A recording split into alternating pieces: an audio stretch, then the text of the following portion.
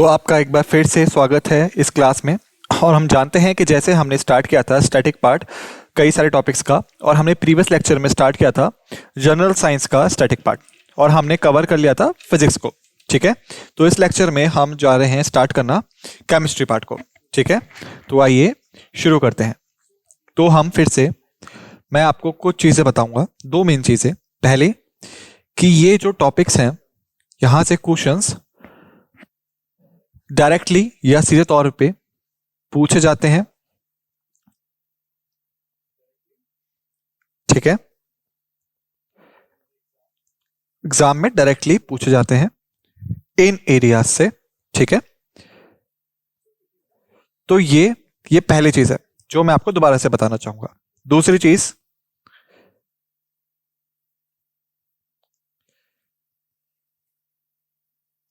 कि हम यहां पे कुछ रिवीजन्स भी करेंगे छोटे मोटे।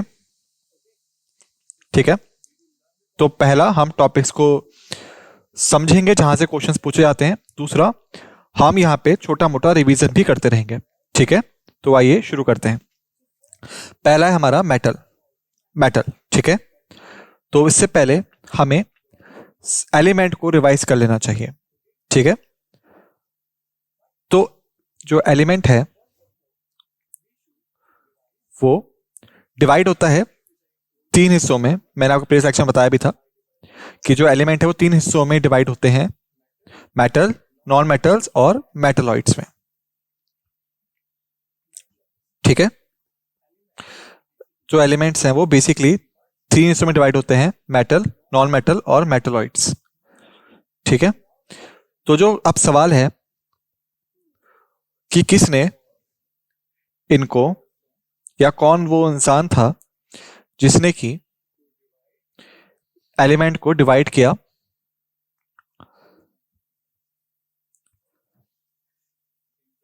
इन तीन फॉर्म्स में, मेटल्स में और नॉन मेटल्स में। बेसिकली प्रायरली हम दो फॉर्म्स की बात कर रहे हैं।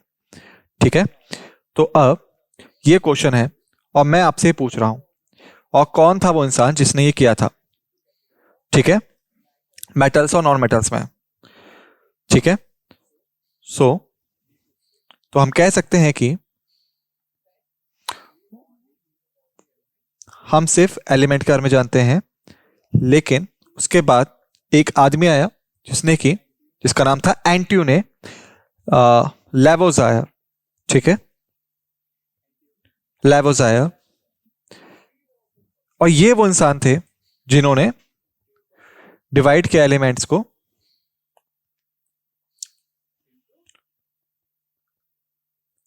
को तीन पार्ट्स में, जिन्हें हम जानते हैं मेटल्स के तौर पे, नॉन मेटल्स के तौर पे।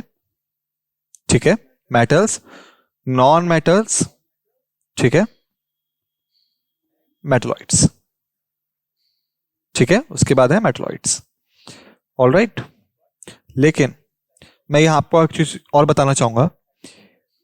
ठीक है, कि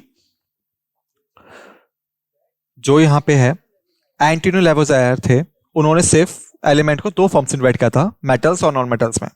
ठीक है, मेटलॉइड का जो कॉन्सेप्ट है वो किसने लाया, कौन लाया है इसको। ठीक है, तो इसका आंसर है सिमोन एंड एरमन। ठीक है, तो ये दो थे जिन्होंने मेटलॉइड्स को डिस्कवर किया था। तो ये फैक्ट्स को लिख लीजिए। ठीक है, इसके बाद अगर हम बात करें मेटल्स की, तो आप कह सकते हैं कि इनके पास कुछ क्वालिटीज होती हैं, जैसे कि ये सोनरस होते हैं, ये मैलेबल होते हैं। ठीक है, ये डक्टाइल भी होते हैं, और इसी के साथ साथ ये आपके कैरी करते हैं आयरन को, लोहा इस्पात को बेसिकली। ठीक है, और ये शाइनी भी होते हैं, चमकते भी हैं। तो ये क्वालिटीज हैं मेटल्स की। पहली चीज सोनरस है, इसका मतलब हुआ कि ये साउंड को उत्पन्न कर सकते हैं या प्रोड्यूस कर सकते हैं। ठीक है, उसके बाद ये मैलेबल है, इसका मतलब हुआ ये आसानी से इन्हें हम आसानी से टर्न कर सकते हैं या बदल सकते हैं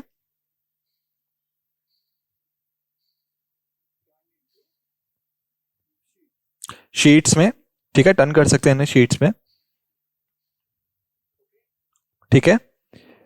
इसके बाद है, ये है डक्टाइल्स है, इसका मतलब हुआ कि इन्हें हम आसानी से मेटल वायर्स में बदल सकते हैं, और ये आयरन परसेंटेज को कैरी करते हैं, और ये शाइनी भी होते हैं, उसके साथ साथ लस्ट्रस भी होते हैं, ठीक है। तो ये कैरेक्टरिस्टिक्स हैं मेटल्स के, ठीक है, ऑलराइट। इसके बाद नॉन मेटल्स क्या क्या होते हैं? जो नॉन मेटल्स होते हैं आपके, वो बेसिकली वो इनके विपरीत होंगे मेटल के। इसका मतलब वो नॉन सोनरस है, ठीक है, वो मैलेबल नहीं है, इसके साथ साथ वो डक्टाइल भी नहीं है,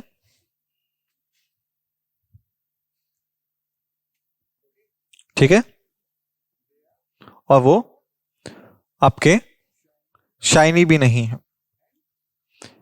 लस्ट्रस भी नहीं है, ठीक है। सिर्फ एक को छोड़ के, वो है आयोडीन, ठीक है। और इसके साथ साथ नॉन मेटल जो हैं वो आपके पुअर कंडक्टर होते हैं हीट के और इलेक्ट्रिसिटी के, हीट एंड इलेक्ट्रिसिटी, ठीक है। एक को छोड़ के वो है आपका ग्रेफाइट, ठीक है।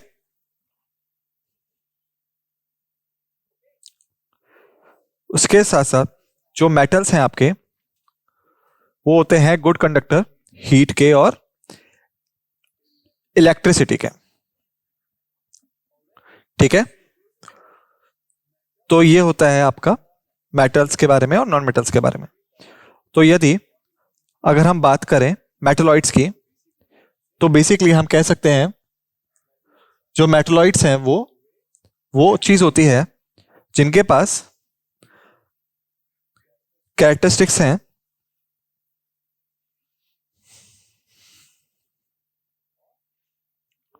दोनों की कुछ एक्सटेंट तक,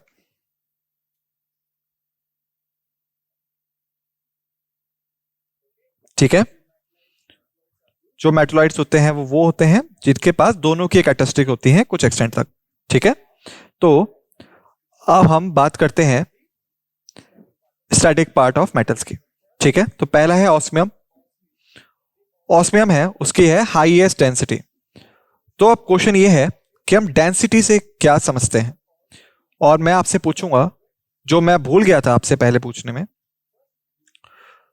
कि आपको, पर पहले आपको मुझे बताना पड़ेगा डेंसिटी का क्या मतलब होता है। तो इसके लिए आपको 15 सेकेंड है और आपका टाइम स्टार्ट होता है आपसे। 1 2 3 4 5 6 7 8 9 10 11 12 13 14 15, टाइम्स अप।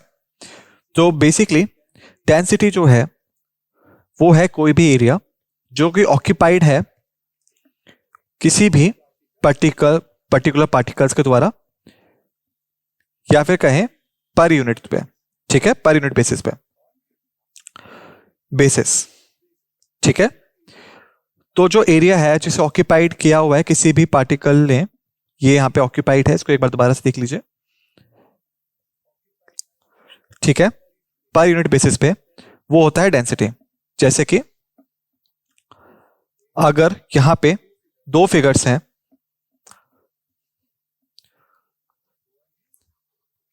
एक है कुछ आपका इस तरीके से, ठीक है, और दूसरा है आपका कुछ इस प्रकार से। अब मैं आपसे पूछ रहा हूं कि इनमें से किसकी डेंसिटी ज्यादा हाई है, तो आंसर क्या होना चाहिए? तो आप कहेंगे ये जो है इसकी डेंसिटी ज्यादा है। क्यों?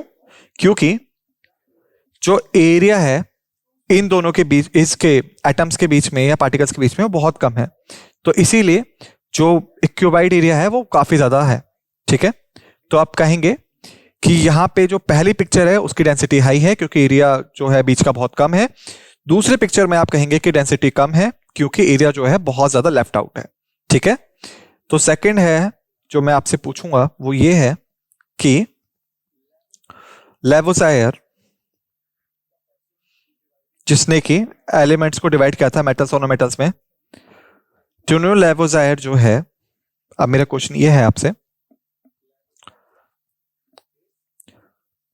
उसको हम और किस नाम से जानते हैं, या उसका हम निकनेम क्या रखते हैं, हम किस निकनेम से भी पहचान सकते हैं केमिस्ट्री के फील्ड में? ठीक है, in the field of chemistry. तो अब आपको इसका आंसर देने की रिक्वायरमेंट है। ठीक है, और मैं आपको 20 सेकेंड्स दूंगा। ठीक है, तो टाइम आपका स्टार्ट होता है अब। 1 2 3 4 5 6 7 8 9 10 11 12 13 14 15 16 17 18 19 20। Times up. लेवोसायर को हम लोग एक और निकनेम से पुकारते हैं, वो है फादर ऑफ मॉडर्न केमिस्ट्री। ठीक है, तो मैंने आपको प्रीवियस लेक्चर्स में भी ये चीज बताई थी। ठीक है, इसे याद रखिएगा, ये इंपॉर्टेंट है। तो एंटोनियो लेवोसायर जो है उसे हम फादर ऑफ मॉडर्न केमिस्ट्री के नाम से पुकारते हैं। ठीक है, तो अब हम वापस टॉपिक पे आए। ऑस्मियम जो है उसकी हाईएस्ट डेंसिटी है, लिथियम इसकी लोएस्ट डेंसिटी है। ठीक है, और लिथियम का इस्तेमाल हम करते हैं कई सारे लिथियम आयन बैटरीज में भी। ठीक है, लिथियम जो है उसका इस्तेमाल होता है लिथियम आयन बैटरीज में, जो कि आपकी इस्तेमाल होती हैं इलेक्ट्रिक व्हीकल्स में। ठीक है, तो ये था आपका इंपॉर्टेंट पॉइंट। उसके बाद है हमारा टंगस्टन, जिसका होता है हाईएस्ट मेल्टिंग पॉइंट। ठीक है, उसके बाद यहां हम बात करें कि जो टंगस्टन है इसका इस्तेमाल हम करते हैं बल्ब फिलामेंट में। ठीक है, और इसी के साथ साथ गन बैरल्स में भी। ठीक है, और कहें कि हैवी गन्स के बैरल्स में, क्योंकि टंगस्टन का हाईएस्ट मेल्टिंग पॉइंट है, इसी वजह से इसका इस्तेमाल बल्ब फिलामेंट और हैवी गन्स के बैरल में होता है। उसके बाद है सिल्वर, ये highest electrical and thermal conductivity को कंटेन करता है। तो किस एलिमेंट की सबसे ज्यादा इलेक्ट्रिकल और थर्मल कंडक्टिविटी होती है? वो है सिल्वर। तो हम आगे बढ़ते हैं, हमारे पास है गोल्ड। गोल्ड जो है सबसे ज्यादा मेलेबल और डक्टाइल मेटल है। ठीक है, गोल्ड सबसे ज्यादा मेलेबल और डक्टाइल मेटल है। ठीक है, इसके बाद एक और चीज आप याद रखेंगे कि हमने अर्थक्वेक के बारे में जब पढ़ा था, या आपको पता होगा अर्थक्वेक के बारे में, तो ये बेसिक शेकिंग होता है अर्थ की, यानी जब अर्थ हिलती है आपकी, भूकंप भी आप कैसे हैं। ठीक है, तो आपको पता है कि जो अर्थक्वेक है ये एक जादू भी कर सकता है, और वो क्या है कि ये जो आपका अर्थक्वेक है बेसिकली ये ट्रांसफॉर्म कर सकता है पानी को सोने में। ठीक है, तो ये है आपका जादू या मिरेकल। ठीक है, कि अर्थक्वेक जो है वो पानी को सोने में बदल सकता है। ठीक है, इसके बाद हमारे पास है प्लेटिनम। प्लेटिनम जो है वो सबसे ज्यादा लीस्ट रिएक्टिव मेटल है। ठीक है, और आप कह सकते हैं कि ये इनर्ट मेटल है। ठीक है, तो आपको याद होगा प्रीवियस लेक्चर्स में जब हम लोग बात कर रहे थे पीरियोडिक टेबल की, तो हमने डिस्कस किया था इनर्ट गैसेस का।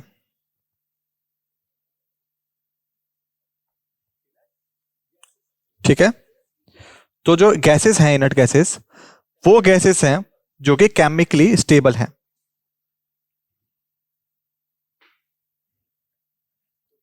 ठीक है। तो सॉलिड आइटम्स के टर्म्स में जब हम बात करते हैं तो प्लैटिनम जो है वो इनर्ट मेटल है, ये लीस्ट रिएक्टिव है। ठीक है। उसके बाद हमारे पास है मर्क्यूरी। ठीक है। जो मर्क्यूरी है ये बेसिकली आप कह सकते हैं मेटल है जो कि लिक्विड होता है रूम टेम्परेचर्स पे।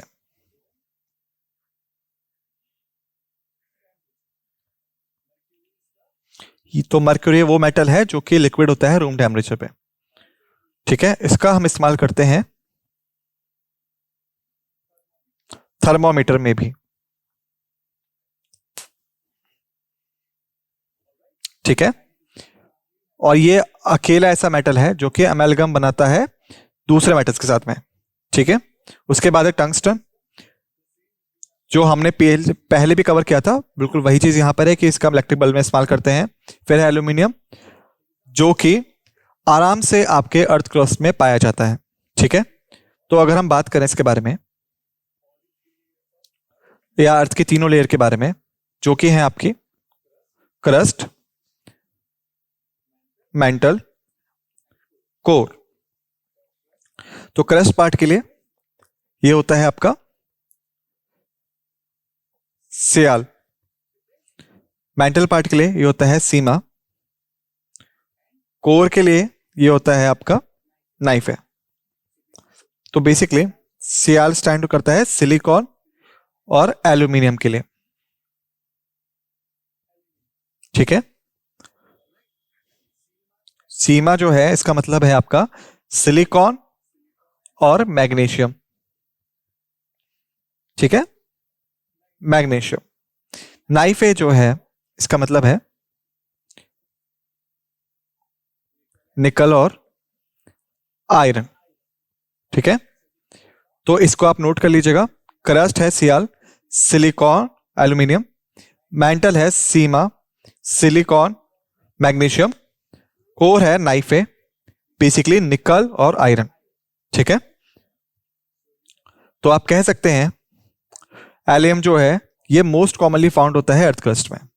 जो सिलिकॉन है वो उसे हम यहां पे इंक्लूड नहीं करेंगे क्योंकि वो आपका नॉन मेटल है और हम बात कर रहे हैं मेटल्स के बारे में। ठीक है। इसके बाद है हमारे पास टेम्परिंग। टेम्परिंग का क्या मतलब हुआ? तो ये होता है हीटिंग और कूलिंग मेटल की उसकी फिजिकल केमिकल प्रॉपर्टीज चेंज करने के लिए, जबकि उसका शेप हम चेंज नहीं करते।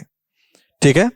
तो tempering basically heating and cooling होता है मेटल का, ताकि हम उसका फिजिकल और केमिकल प्रॉपर्टीज को चेंज कर दें, लेकिन उसका शेप चेंज नहीं होगा। तो अगर क्वेश्चन आपसे पूछा जाए कि किस प्रोसेस का हम इस्तेमाल करते हैं हीटिंग और कूलिंग में मेटल की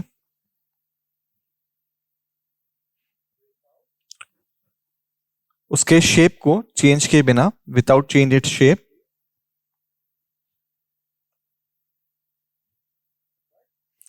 लेकिन उसके केमिकल और फिजिकल प्रॉपर्टीज को हम चेंज कर देते हैं, या कहें फिजिकल और केमिकल प्रॉपर्टीज को।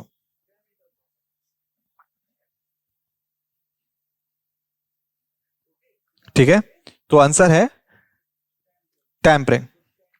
जो टेम्परिंग है वो प्रोसेस है जिसमें हम हीटिंग और कूलिंग को मेटल की करते हैं फिजिकल केमिकल प्रॉपर्टीज चेंज करने के लिए, लेकिन उसके शेप को हम चेंज नहीं करते। ठीक है। उसके बाद हमारे पास है हार्डनिंग। ठीक है। यह है हीटिंग और कूलिंग ऑफ मटेरियल, ताकि हम उसे ब्रिटल और बना सकें और उसे ब्रेक डाउन कर सकें। ठीक है। तो यदि अगर हम वापस जाएं प्रीवियस टॉपिक्स पे, तो हम जानते हैं कि जो मेटल्स हैं आपके वो होते हैं आपके सॉलिड आइटम, जिसमें होते हैं आपके एटम्स जो कि काफी ज्यादा क्लोजली पैक्ड होते हैं। ठीक है। तो प्रीवियस लेक्चर्स में भी मैंने आपको बताया था कि जब भी टेम्परेचर बढ़ता है, जो वेलोसिटी है और कहें कि काइनेटिक एनर्जी है,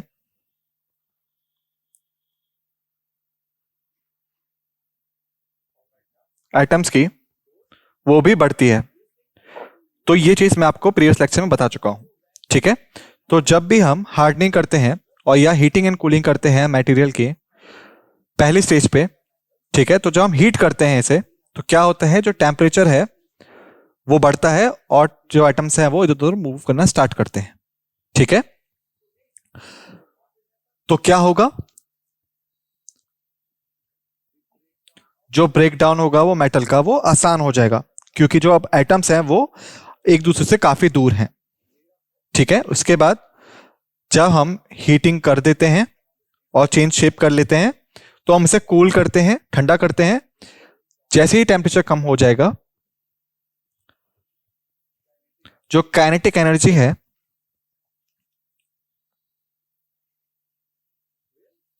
वो, ये काइनेटिक एनर्जी है एटम्स की, वो भी कम हो जाएगी। तो क्या होगा, जो मेटल है वो दोबारा से वही शेप ले लेगा जो हमें प्रोवाइड करना था, ठीक है।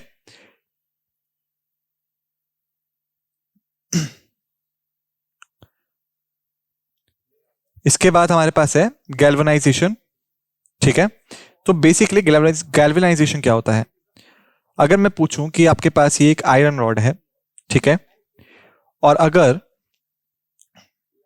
आपने इसको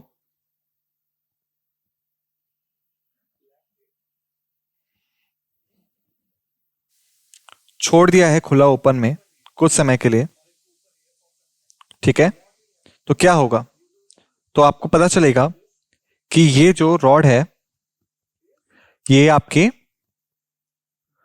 डाउनग्रेड हो रही है या सड़ने लग गई है हल्की हल्की, ठीक है, या इस पर रस्टिंग आपको देखने को मिलेगी, ठीक है। तो जो क्वेश्चन है आप वो ये है, ऐसा क्यों हो रहा है, ठीक है। ऑलराइट, तो जो रस्टिंग है बेसिकली, तो आप उस चीज को अगर हम समझना चाहें, ठीक है, कि वाई क्यों हो रहा है, तो बेसिकली आप जानते होंगे ऑक्सीडेशन रिएक्शन को, या फिर आप कहें रिडक्शन रिएक्शन को, ऑक्सीडेशन और रिडक्शन रिएक्शन को। तो ऑक्सीडेशन रिएक्शन में जनरली हमें क्या मिलता है, ऑक्सीडाइजेशन मिलता है। रिडक्शन में हमें जनरली मिलता है ऑक्सीजन, जो कि हम यूज करते हैं हाइड्रोजन के लिए। तो ये था आपका प्रोसेस जो कि हम डिस्कस कर चुके हैं प्रीवियस लेक्चर्स में। तो बेसिकली रस्टिंग ऑफ आयरन के केस में क्या होता है कि जो ऑक्सीडेशन है वो यहाँ पे होता है। ये ऑक्सीडेशन जो है, जो प्रेजेंट है एयर में, वो रिएक्ट करेगा इस आयरन रॉड के साथ में जो कि ओपन एरिया में कैप्ट है, और इसकी वजह से क्या होगा कि जो केमिकल प्रोसेस है वो शुरू हो जाएगा, और जो आयरन रॉड है बेसिकली वो डाउनग्रेड होनी स्टार्ट हो जाती है। तो इस चीज को रोकने के लिए, इस चीज को बचाने के लिए हम क्या करते हैं, बेसिकली हम गैल्वेनाइजेशन करते हैं। और गैल्वेनाइजेशन कुछ भी नहीं है ज्यादा, बल्कि ये है कि हम कोट कर देते हैं उसे जिंक के साथ में, ऑलराइट, यानी हम आयरन स्ट्रिप, जो आयरन स्टिक है हमारे पास उस पर जिंक कोटिंग कर देते हैं, वो होता है गैल्वेनाइजेशन प्रोसेस, जिसकी वजह से हम कवर करते हैं आयरन रॉड के सरफेस को कवर से, और ये बचाता है उसको ऑक्सीजन पार्टिकल से जो कि एयर में प्रेजेंट होते हैं, ऑलराइट। और ये जो ऑक्सीजन पार्टिकल्स हैं ये एबल नहीं होते कि वो डाउनग्रेड कर पाए, या फिर आप कह सकते हैं ये रिएक्ट कर पाए आयरन रॉड के साथ में, ऑलराइट। तो हम जनरली क्या करते हैं, जिंक कोटिंग करते हैं आयरन रॉड पे, ओके, गैल्वेनाइजेशन के दौरान, ताकि जो ऑक्सीजन पार्टिकल्स है एयर में वो रिएक्टेड ना हो पाए आयरन रॉड के साथ में, ऑलराइट। इसके पश्चात नेक्स्ट प्रोसेस है हमारे पास एनीलिंग का। ये प्रोसेस होता है जहां पे जो मेटल है वो हीट होता है स्पेसिफिक टेम्परेचर पे, और उसके बाद ठंडा किया जाता है और अलाउड किया जाता है स्लोली कूलिंग, ताकि रिड्यूस हो सके हार्डनेस और इंक्रीज हो सके डक्टिलिटी। मैंने आपको बताया था डक्टिलिटी जो होता है बेसिकली वो होती है पावर मेटल की, ताकि उसको डिवाइड कर सकें फर्म में, या फिर आप कहें फर्म मेटल वायर्स में बेसिकली, ऑलराइट। लेकिन इसके लिए आप कैसे करेंगे इस चीज को, यानी मान लीजिए कि अगर मैं आपको एक ब्लॉक ऑफ मेटल्स पकड़ा दूं, ऑलराइट, आपको ये बॉक्स ऑफ मेटल मिल गया, और अब मैं आपसे बोलूं कि आपको उसको डिवाइड करना है थिन वायर में, तो आप कैसे करेंगे? तो पहली चीज ये है कि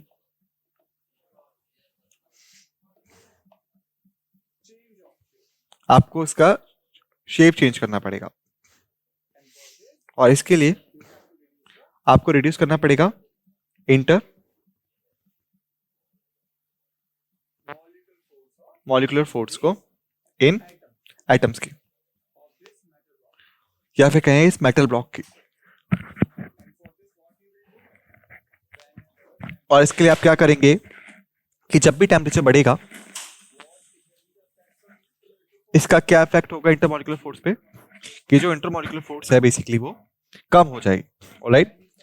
तो जब आप हीटिंग करना स्टार्ट करते हैं तो इसकी जो फोर्स है वो कम होना शुरू हो जाती है, और ये आसान हो जाता है कि इसको हम डिवाइड कर सकते हैं फर्म मेटेलिक वायर्स में, ऑलराइट। तो ये प्रोसेस होता है आपका एनीलिंग प्रोसेस, ओके। अब आइए एलिमेंट्स को देख लेते हैं।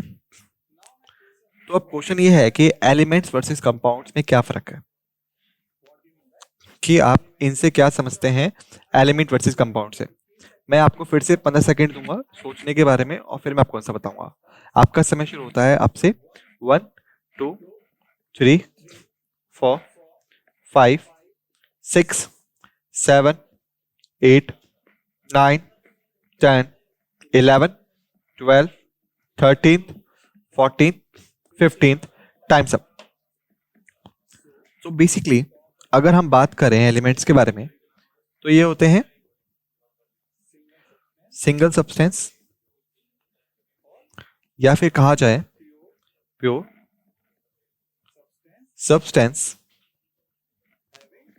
जो कि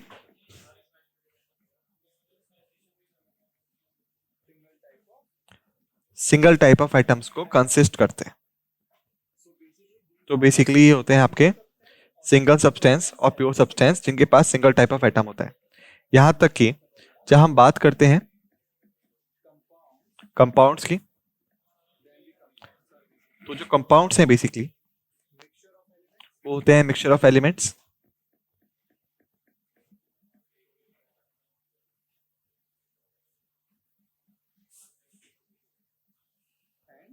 और इनके पास होता है मोर देन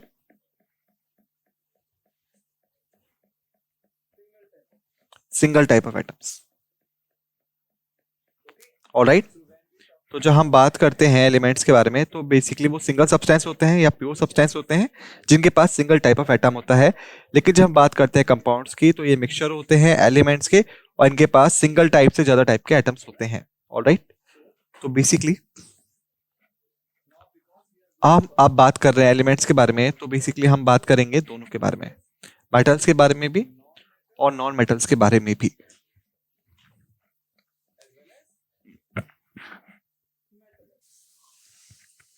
और मेटलॉइड्स के बारे में भी। तो आइए फर्स्ट शुरू करते हैं ब्रोमीन से। ये नॉन मेटेलिक एलिमेंट है, लिक्विड होता है रूम टेम्परेचर पे, ऑलराइट। और जहां मरकरी की बात कर रहे हैं, तो ये होता है मेटेलिक एलिमेंट जो कि लिक्विड होता है रूम टेम्परेचर पे। तो इस पॉइंट को याद रखिएगा कि नॉन मेटल पे लिक्विड होता है ब्रोमीन, ऑलराइट, और मेटेलिक में लिक्विड होता है टेम्परेचर पे मरकरी, ऑलराइट। फिर आता है फ्लोरीन, सबसे ज्यादा रिएक्टिव एलिमेंट है ये। फ्लोरीन जो है सबसे रिएक्टिव एलिमेंट है, ऑलराइट। इसके पश्चात आता है इरिडियम, ये मोस्ट कोरोजन रेजिस्टेंट एलिमेंट होता है, जिसको वाटर, केमिकल और एसिड अफेक्ट नहीं कर सकते, ऑलराइट। तो इरिडियम जो है वो मोस्ट रेजिस्टेंट एलिमेंट है, ये जनरली इफेक्टेड नहीं होता है वाटर द्वारा, केमिकल्स द्वारा और एसिड के द्वारा। फिर हमारे पास है हीलियम, ये लोएस्ट मेल्टिंग और बॉइलिंग पॉइंट के साथ आता है, ऑलराइट, और ये होती है गैशियस फॉर्म में, ऑलराइट। और फिर है कार्बन, हमने प्रीवियस सेक्शन में इसका बारे में सुना था कि ये एलिमेंट होता है जिसके पास हाईएस्ट मेल्टिंग पॉइंट होता है, और बेसिकली ये होता है आपका नॉन मेटल, ऑलराइट।